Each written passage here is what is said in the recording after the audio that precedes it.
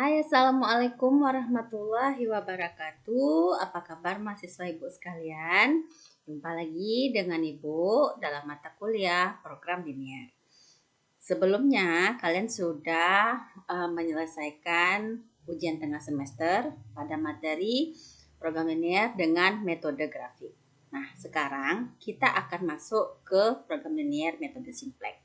Nah, kenapa harus ada metode simplex? Kita perhatikan pembahasan kita berikut ini. Nah, program linear itu kadang tidak hanya melibatkan masalah sederhana yang dua variabel seperti kemarin ada X dan Y. Nah, ada kalanya permasalahan dalam program linear itu bisa membuat banyak variabel. Bisa X, Y, Z, A, B, C, D, dan seterusnya. Nah, pada masalah ini, metode grafik tidak bisa lagi kita gunakan untuk menyelesaikan masalah yang lebih dari dua variabel. Karena dalam masalah program linear yang melibatkan variabel yang cukup besar lebih dari dua, itu penentuan solusi optimalnya dapat digunakan untuk masalah dalam metode simplex. Nah, metode simplex sendiri merupakan salah satu metode dalam menyelesaikan masalah program linear untuk melibatkan pengambilan keputusan masalah yang berhubungan dengan pengalokasian sumber daya secara optimal. Kalau sumber daya di sini maksudnya kemarin yang kita bahas adalah fungsi kendala. Nah, pemecahan masalah dengan menggunakan metode ini mulai dari pemecahan masalah visible ke pemecahan masalah lainnya itu dituntut untuk mengulang terus-menerus. Artinya ada iterasi atau iteratif di situ sehingga mencapai tujuan optimum. Nah, jadi mungkin nanti dalam mempelajari metode simplex kalian akan merasa kesulitan di awalnya. Tapi jangan khawatir, karena itu langkahnya seperti itu saja hanya diulang-ulang atau yang disebut tadi iteratif, maka kalian tidak perlu khawatir walaupun ini masalahnya melibatkan banyak variabel. Nah, contoh ya, ini ada bentuk umumnya. Kita punya bentuk umum fungsi kendala yang kemarin tidak hanya dua variabel. Kalau di sini bisa jadi variabelnya sebanyak n, ya, mulai dari x1, x2, x3 sampai xn. Nah, nanti banyaknya pernyataan juga bisa sampai M. Mulai dari pernyataan pertama, kedua, ketiga, sampai pernyataan ke M. Nah, tetap dalam program linear itu jangan lupa semua pernyataan itu bernilai lebih dari sama dengan 0. Nah, untuk fungsi tujuan sendiri, baik memaksimumkan atau meminimumkan, juga itu sangat tergantung pada fungsi kendala yang ada. Kalau sebanyak n variabel, bisa jadi fungsi tujuannya juga pada sebanyak n variabel. Nah, di sini Z itu adalah fungsi tujuan, ya. Z-nya bisa Z maksimum, bisa Z minimum. Xn itu adalah jenis kegiatan atau variabel keputusan. Kalau kemarin misalnya ada kasus padi dan jagung, masalah tiket pesawat, masalah lain-lain. Nah, AIJ sendiri adalah sumber daya, ya, sumber daya I. Kalau di sini AIJ ini berbentuk koefisien. Ingat ya, kalau koefisien itu tentu yang berteman dengan variabel. Ini ya, koefisien. Nah, BI adalah jumlah sumber daya yang tersedia. Artinya nilainya maksimal atau minimal atau kurang dari atau tidak melebihi dari berapa. CJ adalah jumlah unit kegiatan yang diharapkan. Ini dalam fungsi tujuan. Harapannya ada berapa? Hanya dari CJ. I dan J itu mulai dari 1 sampai N. A, B, C merupakan parameter model. Oke, itu bentuk umumnya ya. Nah, selanjutnya kalian akan dihadapkan pada bentuk tableau simplex. Kadang-kadang disebut tabel simplex, kadang-kadang tableau simplex, tergantung buku yang kalian baca. Kalau Ibu lebih cenderung mengucapkan pada tableau simplex karena bentuknya tidak seperti tabel biasa. Nah, di sini ada CJ, ada CI, ada XJ, ada XI, ada BI, ada RI. Nah, yang dasar dulu tadi, AIJ yang kita ketahui. AIJ itu adalah koefisien tadi kan. Nah, isinya adalah pada bagian dalam dari tableau ini. Nah, BI adalah konstanta tadi dari nilai kesediaan. CI adalah koefisien dari fungsi pengetat atau fungsi semu. Nanti kita lihat apa itu. Terus CJ itu juga koefisien dari fungsi tujuan. XI variabel basis Ini variabel-variabelnya di sini, koefisiennya di atas. Di sini variabel-variabelnya, koefisiennya di samping. Lalu Z adalah fungsi tujuan. Z ini sigma dari CI dikali dengan AIJ atau BI. Ya, kalau XJ berarti dikali dengan AIJ. Kalau Z saja berarti dikali dengan BI. Sedangkan ZJ kurang CJ adalah selisih, sedangkan RI adalah nilai kolom kunci. Nah, mohon dicermati dulu. Pada pertemuan kali ini, tujuan kita adalah minimal kalian bisa mendaftarkan masalah simplex, masalah persamaan linear ke dalam bentuk simplex. Masalah program linear ke dalam bentuk simplex, ya. Jadi seperti ini bentuk tablo simplexnya. Nanti diberikan masalah, coba kalian rumuskan namanya. Nah, ketentuan umum membuat tablo simplex ini ada beberapa. Yang pertama, jika fungsi kendalanya membuat tanda kurang dari atau kurang dari sama dengan, maka fungsi kendala tersebut ditambah variabel pengetat. Ya, variabel pengetat itu kita sepakati saja R, S, T, dan seterusnya. Nah, namun bila kendalanya memuat tanda lebih dari atau lebih dari sama dengan, maka fungsi kendala tersebut ditambah variabel pengetat dan dikurangi variabel semu. Variabel semu itu bisa ABC. Ini untuk membedakan aja antara pengetat dengan semu, ya. Ingat kalau tandanya kurang dari seperti apa, kalau tandanya lebih dari seperti apa. Dan bila fungsi kendala memuat tanda sama dengan, maka dia tidak ditambah dengan variabel apa-apa, ya.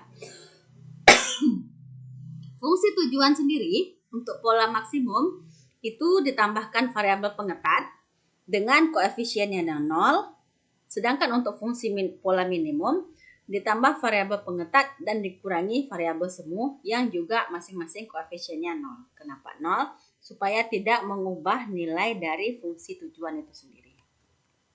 Nah, jadi bentuk yang tadi, yang ini, bentuk siap simplexnya artinya ketika kita daftarkan dia ke dalam tablo simplex berubah menjadi seperti ini.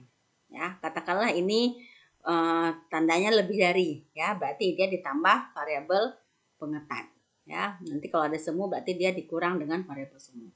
Nah, jadi kalau fungsi tujuannya nanti sudah ditambah dengan variabel pengetat dikurangi dengan variabel semu. Memang nanti bentuk umumnya harus seperti itu supaya nilai dari yang ingin kita cari baik X, Y, Z, X1, X2, X3-nya bisa kita dapat setelah kita daftarkan dalam tablo simplex. Nah, nih kita lihat contoh satu. Contoh untuk menyusun tablo simplex.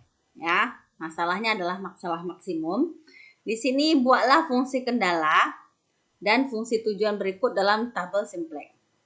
Fungsi tujuannya diberikan 40X tambah 25Y. Fungsi kendalanya 6X tambah 4Y. Nah, tandanya kurang dari sama dengan 120. 4X tambah 4Y tandanya kurang dari sama dengan 100. Kalau begini kondisinya, maka kalau tandanya tadi kurang dari, ya, kalau tandanya kurang dari poin pertama, maka dia harus ditambah dengan variabel pengetat. Bisa RST, bisa S1, S2, S3, terserah.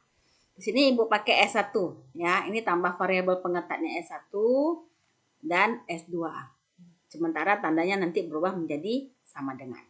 Nah, sedangkan fungsi tujuannya sendiri dari 40X tambah 20Y ingat ditambah dengan variabel pengetat. Berarti dengan koefisiennya 0. Makanya tambah 0 SI tambah 0 S1 tambah 0 S2. Nah, ini adalah tablo simplexnya. Tablo pertama.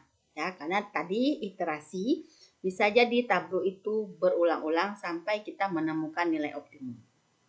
Nah, ini tetap CI, ini tetap CJ, ini tetap XI, ini tetap XJ. Nah, di XJ ini daftarkan semua variabel lengkap. Ada X1, ada X2, ada S1, ada X2. Maaf ya, ini X1, X2-nya sebenarnya ini Y. Jadi di sini X1, X2, ini XY, S1, S2 boleh juga. Yang penting variabel lengkap. Sedangkan di sini variabel pengetatnya. Ada S1 dan ada S2.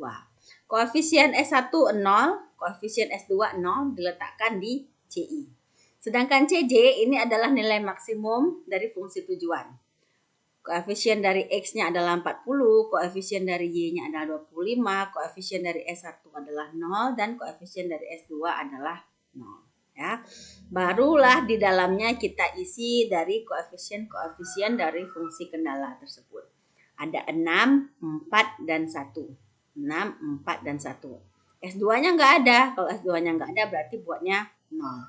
Lalu ada 4, 4, 0, 1. 4, 4, 0, 1. Kenapa S1-nya 0? Karena di sini S1-nya tidak ada.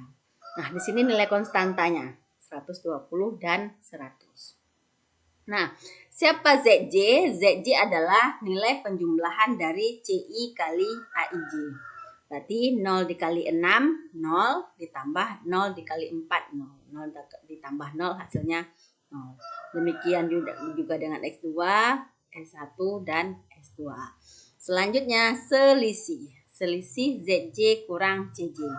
Ya, ZJ-nya adalah 0, CJ-nya adalah 40. 0 dikurangi 40 adalah minus 40. 0 dikurangi 25 adalah minus 25. 0 dikurangi 0, 0, 0 dikurangi 0, 0. Ya. Sedangkan di sini nilai Z ini, nilai 0 dikali 120 ditambah nilai 0 dikali 100. Jadi 0 tambah 0 hasilnya masih 0. Nah, inilah dia cara menyusun tableau simplex iterasi pertama. Ini kita belum masuk pada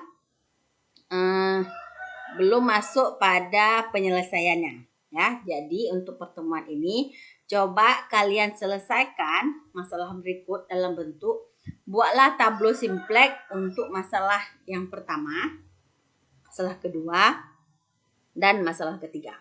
Ya, jadi buat tableau simplex untuk masing-masing masalah ini. Kebetulan di sini soal yang Ibu pilih adalah semuanya soal kurang dari sama dengan. Maka dari setiap soal ini kalian harus menyertakan variabel pengetatan. Oke, mohon dipahami, semoga bisa diikuti. Kalau tidak paham, boleh dinonton video ini berulang-ulang supaya kalian bisa mengerjakan soal ini dengan baik. Oke, kita lihat hasil jawaban kalian. Dan Ibu harap kalian tidak mengirim jawabannya melalui WA. Ya, bukan apa? Karena Ibu tidak bisa merekam track record atau memberikan penilaian kalian langsung kepada OpenSimK. Sehingga nanti ketika di akhir semester Ibu menganggap kalian tidak mengumpul. Makanya itulah Ibu tidak terlalu memberikan respon kepada mahasiswa yang mengirim tugas lewat WA. Mohon dipahami dan mohon kerjasamanya. Baik, Ibu rasa cukup pertemuan kita kali ini. Ibu akhiri. Wassalamualaikum warahmatullahi wabarakatuh.